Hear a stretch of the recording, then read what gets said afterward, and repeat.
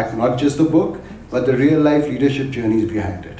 I have the pleasure of welcoming three incredible individuals to the stage. First, the author herself, someone I've known all my life, but the world knows her as a leadership coach, trainer, and a mentor to many, Shalini. Joining her is Kavita Kapoor, CFO at Quinox, recognized for bringing together head and heart in leadership. Drawing from her spiritual inclination, she leads with balance, empathy, and vision, inspiring teams to go beyond performance and thrive. We look forward to her thoughts on leadership in action. Joining in also is Ankur Mehrotra, serial entrepreneur, avid traveler, seeker, author, and software quality expert. He's the managing director of Meteonic Innovations and Kanika Jewels, known building teams that don't just thrive but perform. A versatile leader whose career reflects the very principles this book champions. Together, they'll share stories, lessons, maybe a few conversations, all around the theme of modern leadership as explored in the book. So without further ado, let's dive into our fireside chat. Who's going first? The pleasure is mine. All right. Or I'll say ladies first. No, but when it comes to leadership, it's all equal. So welcome everyone. I hope you're enjoying this book launch as much as we are enjoying, and wonderful talk just before us. It was really insightful. Shalini, I'm truly delighted to be here with you, celebrating this momentous day of your life. So very happy. Our journey goes back over a decade, climbing the corporate ladder together, as well as exploring different facets of life, exploring meditation and spirituality along the way. Shalini is a very rare blend of leader, a mentor, a coach, and a spiritual seeker. Somebody who has deeply experienced both external and internal journey. And that deep experience is reflected in her book. So with that, which is coming from my bottom of my heart, I would like to take the moment of asking you, all of us in this room, and as you mentioned in your talk, have seen many books on leadership, all through the genres, right? Maybe our parents would have seen, we have seen, our kids have also seen. What stands out in yours? Thank you, Kavita. Thank you for those lovely words. That's overwhelming. I've known her for a long time, and we have had some amazingly beautiful moments together. So Kavita, coming back to your question, exactly. One more leadership book, why? Big deal. This leadership book is not a book written by me for you to see me in this book. This book is for everybody to see themselves in the book. So it's a leadership book for every leader to reflect, every leader to go into a self-awareness journey. So it's not telling you what to do. It's asking you, are you doing this? Are you there? Are you feeling like this? Are you managing it like this? What else can you do? So the book is a reflection. The book is a quiz. The book is a mirror of yourself. And this book I created as a space for everybody to meet themselves. So yes, it's a leadership book, finally, but it's a book which is about you. It's a story about you. It's a journey about you. It's an evolution about you. Does that answer? Yes, thank you. Thanks, Shalini. Can you guys hear me? Yes. Yeah. So, writing a book is like, creating.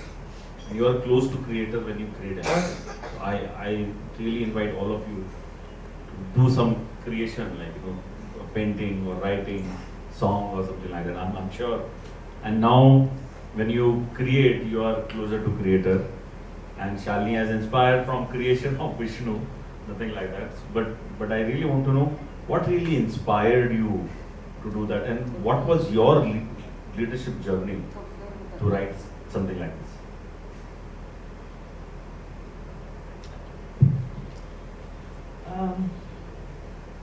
Thank you for being here, Ankur. A big support. He's been after me for the last 7 years. लिखते क्यों नहीं हो? लिखते क्यों नहीं हो? लिखते क्यों नहीं हो? So this is also to you. कि लिख देगा. We started thinking about writing something else, but finally, thanks to Chacha, thanks to Chacha, Dashavatar came before whatever I was writing. But the inspiration for this book basically came from my own experiences, and like I said, that search for where are the great leaders. Some of the great leaders are there in this room, yes, but I'm talking about outside in the world. And throughout the life journey that I have had, where are the great leaders? I have had experience of working with people, coaching business owners, coaching the younger generation, and I always felt that there was some gap. There is something definitely which is missing. And I think that inspired me to figure out what is missing, where are the great leaders. One of my journeys actually took me to the Amar Chitta Katha of Dashavatar. And I was going through it, and that is when you get that eureka moment, the bulb moment, and I said, oh my God, it's always been there in front of us, always.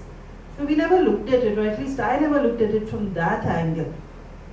So, doing a little bit more understanding on Dashavatar, looking at what are the situations that I have faced and many others are facing, what are the great things great leaders are doing around me. So the book also has lot of life examples, lot of examples from our current world about each avatar. So it's not just a theory, people are actually using whatever we are talking about in the book. So that is how the inspiration came for the book. Great. I think we have some youngsters here, should take some clues on the inspiration.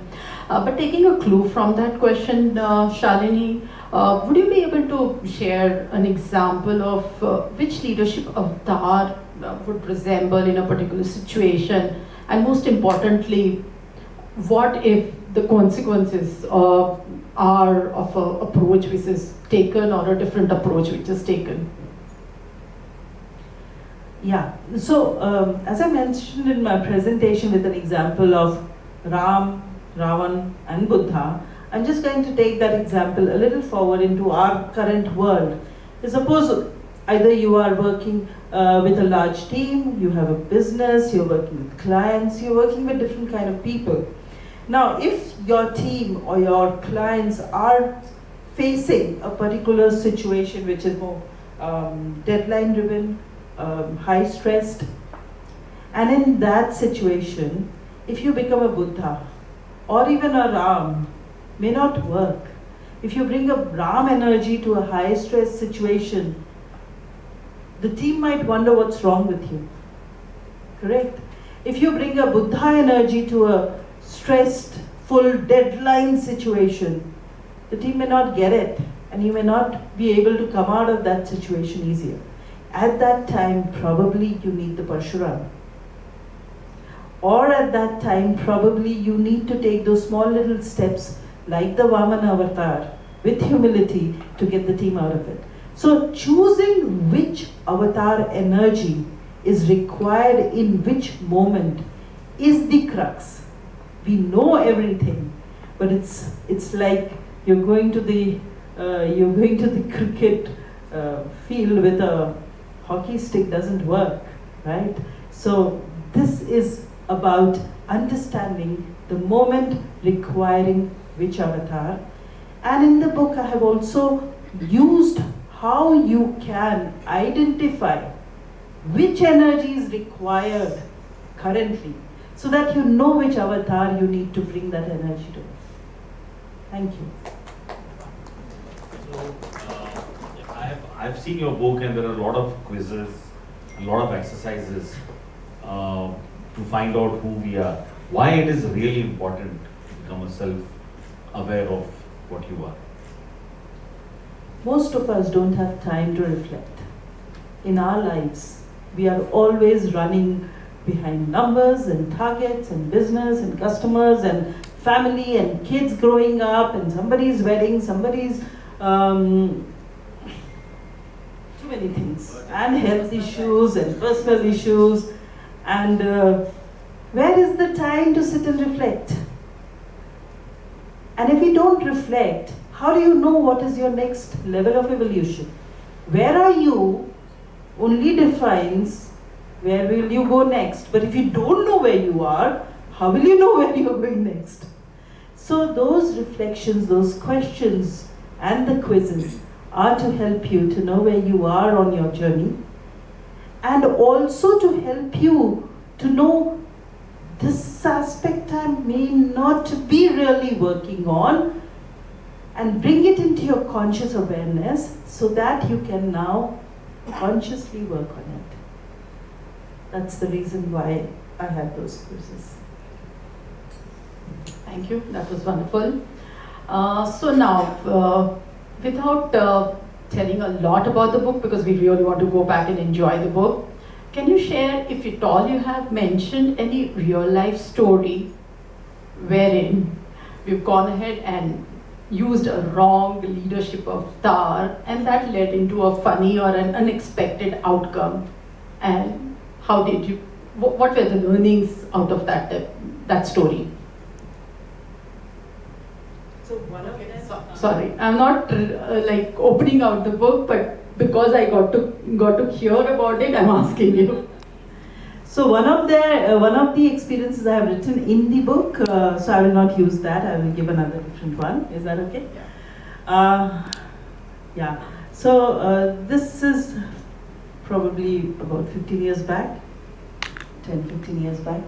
There was a huge deadline that we were working on, and I had gone into a new role, and when you are in a new role, you're like trying to woo the team and be the inspiring leader, and I was giving my chakde speech of yehi 70 minute tumhare liye hai and all that, and the team was looking at me as if I'd gone completely mad, totally lost it because there was a deadline.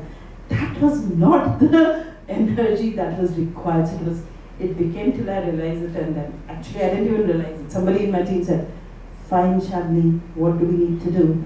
And that's when I said, "Oh my God, I am doing something which is not required at this moment." So yeah, it was there. So the last questions, we all are business owners here. How we can really use your book to grow our business? Business owners have a very strong advantage of managing everything in their business themselves. Okay, but that is again the point where they miss out on self-reflection. That is one. Second thing that gets missed out is in your businesses, the Gen Zs are playing a beautiful role to take the business forward. But if we are not able to align and evolve ourselves to the way to handle the Gen Zs, the book will help you to do that. How to lead a Gen Z, how to evolve yourself. And the best way, as a business leader, we face a lot of challenges. This book will give you the answers, provided you know where to look for it. And this book will also help you. The challenges come when we are stuck in a particular energy. So this book will help you to understand, am I still continuing to do it in a particular energy when something else is required for me to be doing? So that's how a business leader can gain from this particular book. One last, yeah. Just taking the clue from Gen Z. Today's Gen Z are already leaders.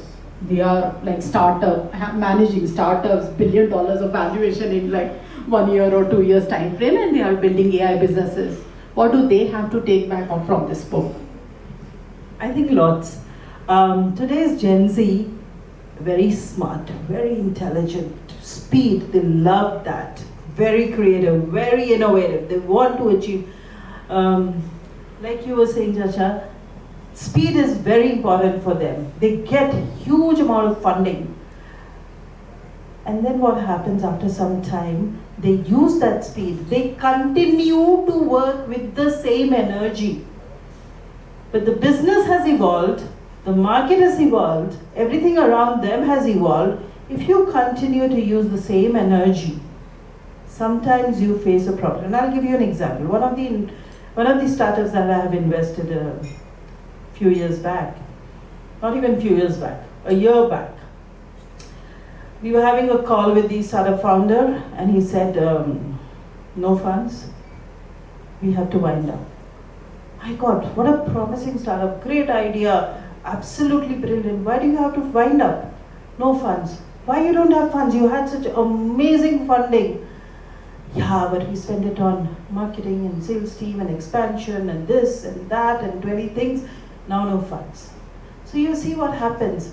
When a startup founder, they start with a huge amount of energy, but at some point of time, they need to know when to go forward, when to consolidate, when to go deep, when to expand, and when to slow down, when to take those strategic steps, when to take those baby steps. This is what the book will help them to do. Thank you so much. Thank you. If somebody from the audience has any questions, we are opening the floor. The author is here. Anybody? Yes, Soumya. Thank you. Mike.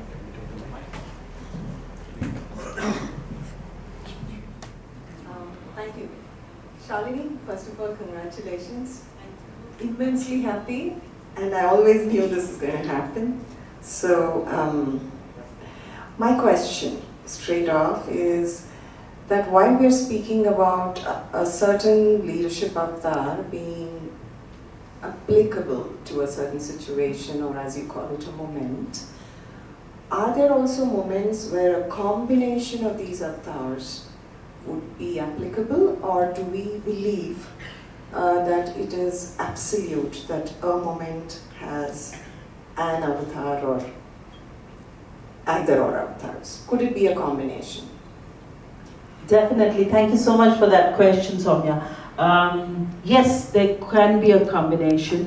Every situation, you can sequence the combination, you can be one avatar and then carry that avatar into a different energy, or even at the same point of time in your life, in your career, you can be one avatar, in family another avatar, in business another avatar, at that point of time. So again, it's not about the situation, but it's about recognizing the situation, whatever situation you are facing, and being that avatar. And if it requires two different avatar energies, then yes, we can definitely do that. I'm not able to see you because I think the videographer is in between, but thank you so much for that question. Does this answer your question? Yes.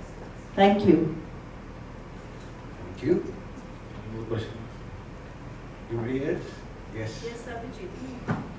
That's okay. I'll be loud enough. Okay, so.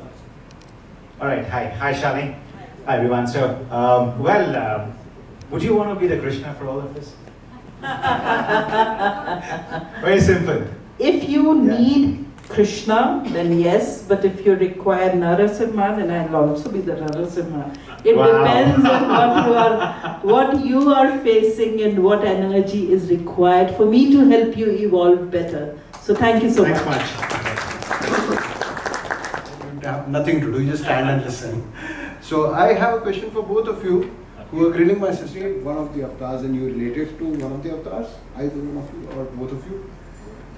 In a recent situation, life situation, you don't have to name anybody in particular, but Yeah, Sure. so these situations happen quite often when you are a head of a department. It does happen quite often. But now, probably I learn more once I read her book, but just with the discussions that we have, CFO's role is always the sandwich between the chairman, CEO and the investors. Every time everybody is pulling you at all the ends. You have to meet revenue, you have to meet cost, you have to meet margin, and you have to also show growth all together. And then you have to have compliances.